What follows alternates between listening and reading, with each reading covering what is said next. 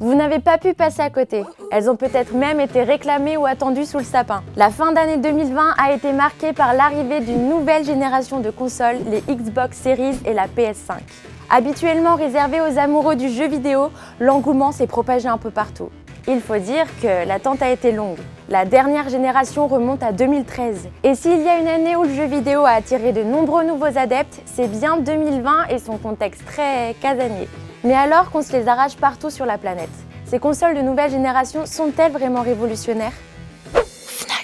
En ces temps, il se passe beaucoup de choses, surtout en matière de technologie. La preuve, en 2013, on pensait que le futur, c'était les Google Glass. Aujourd'hui, les images sont toujours plus belles et la 4K est presque devenue la norme. La PS5 et les Xbox Series s'adaptent et offrent la possibilité de profiter de vos jeux préférés en 4K pour des images toujours plus belles et détaillées. Mais aussi en 60 voire 120 images par seconde pour encore plus de fluidité.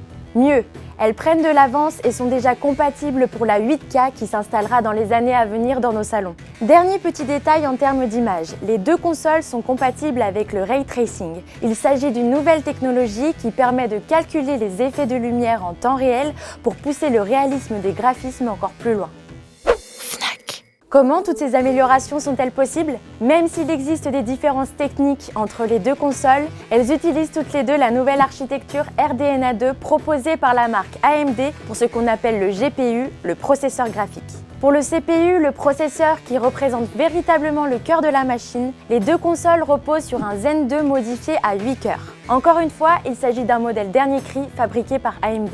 Sur la Xbox Series X, celui-ci est cadencé à 3,8 GHz et sur la PS5 à 3,5 GHz. C'est technique, on le sait, mais il n'y a qu'une chose à retenir, l'écart avec la puissance de la PS4 et de la Xbox One est abyssal. C'est ce qui va permettre d'obtenir des décors toujours plus profonds, des effets de lumière à couper le souffle et des graphismes ultra réalistes. Sans pour autant sacrifier la fréquence d'images par seconde, les fameux FPS. 4K, 120 FPS et du ray tracing en plus, le top du top, à condition d'avoir un écran tout aussi performant. Bon, que l'image soit plus jolie, ça paraît logique. Mais une autre technologie présente dans ces consoles va vraiment changer la vie des joueurs. Le disque dur SSD. SSD, ça veut dire Solid State Drive. Un disque dur classique aura besoin du mouvement des plateaux pour que la tête de lecture récolte la bonne information. Avec le SSD, c'est terminé, exactement comme sur les clés USB. Les temps de chargement sont donc réduits au minimum. Fini les écrans noirs pour passer d'un niveau à l'autre, par exemple. Pour être précis, les Xbox Series et la PS5 sont équipés de disques durs SSD NVMe en PCI 4.0. Une appellation bien compliquée, mais qui résume une chose, il s'agit des modèles dernier cri les plus rapides sur le marché.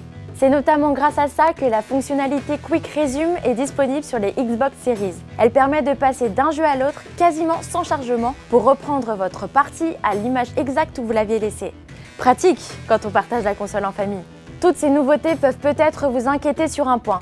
Une telle puissance ne va-t-elle pas rendre les consoles encore plus chaudes et donc encore plus brillantes pour la ventilation ? Car sur ce point, on garde un mauvais souvenir de la génération précédente, et notamment de la PS4 Pro et son bruit d'avion qui décolle. Eh bien, c'est en partie pour ça que ces deux machines sont si imposantes.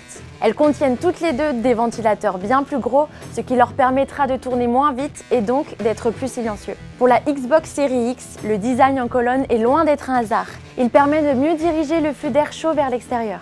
Pour la PlayStation 5, en plus d'avoir elle aussi un très gros ventilateur, c'est en misant sur les variations de fréquence des deux processeurs que la température est maîtrisée. Les deux paris semblent pour l'instant réussis et les consoles sont bien plus silencieuses que leur version précédente. Vous l'avez peut-être remarqué, la Xbox Series X et la PS5 ont chacune une petite sœur. La Xbox Series S et la PS5 édition digitale sont toutes les deux moins chères et aucune d'entre elles n'a de lecteur optique. Elles ont définitivement franchi le pas du gaming dématérialisé. Empiler les boîtes de jeux sans jamais savoir si le bon disque est dans la bonne boîte, c'est terminé. Désormais, les jeux sont stockés directement sur la console et on les télécharge sans bouger de son canapé. Une sorte de VOD, mais pour le jeu vidéo. Bon, la VOD, c'est pas mal, mais les plateformes comme Netflix ou Disney+, c'est encore mieux, non ? Chaque constructeur propose désormais un abonnement qui fonctionne sur le même principe, ou presque. Chez PlayStation, l'abonnement s'appelle PlayStation Now. Il vous donnera accès à un très gros catalogue de jeux sortis récemment, sans même avoir à les télécharger, et donc à saturer votre précieux disque dur. C'est ce qu'on appelle du cloud gaming. De son côté, Microsoft propose un abonnement, le Game Pass. Il vous donne lui aussi accès à un très vaste catalogue de jeux et même aux meilleurs titres dès le jour de leur sortie. En revanche, il faudra télécharger les jeux auxquels vous souhaitez jouer. En tout cas pour l'instant, car le xCloud, l'offre de cloud gaming de Microsoft, arrive très bientôt. Une nouvelle ère est donc en train de s'ouvrir et la consommation du jeu vidéo évolue. De quoi laisser plus de place à la découverte de jeux sur lesquels vous ne vous seriez jamais attardé. Vous l'aurez compris, ces nouvelles consoles font un sacré bond dans le futur. Mais il faudra un peu de temps pour que les jeux s'adaptent. C'est vraiment dans le courant de l'année 2021, voire même en 2022, que des jeux exclusivement pensés pour exploiter ce potentiel seront développés. En attendant, elles vous permettent tout de même de jouer aux jeux du moment dans les meilleures conditions possibles. Alors, partant pour vous équiper ?